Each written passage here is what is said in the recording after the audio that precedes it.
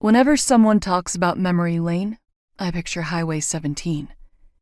There is no relief when you're trapped on Highway 17. Its 2 lanes are unnervingly narrow, with relentlessly winding, rising, and sinking turns that feel endless. Once you're on it, you can't turn around, and there isn't a safe shoulder to pull off to for an eternity. No matter how many times I've made the drive into Santa Cruz, this particular redwood-lined stretch always feels longer than the last, and memory lane feels just as jarring.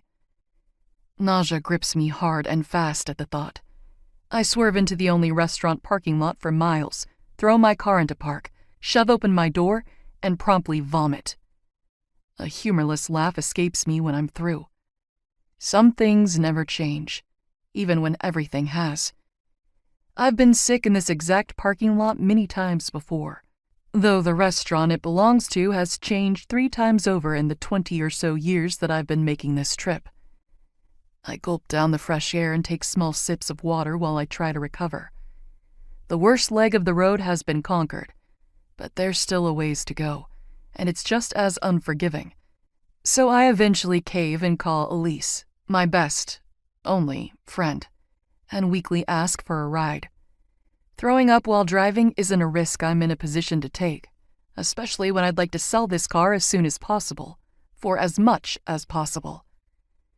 I plant myself on a low concrete curb, fold my arms atop my knees, and rest my forehead against them, concentrating on the rhythm of my breathing and the cool breeze brushing through my hair. In through my nose, out through my mouth.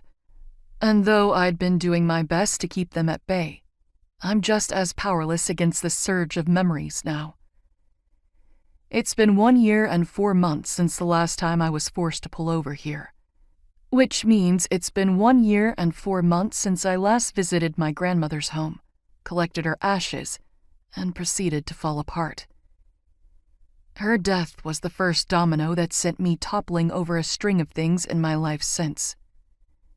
Reshape it into something new, I hear her voice say in my mind, a memory from one of my early teen years.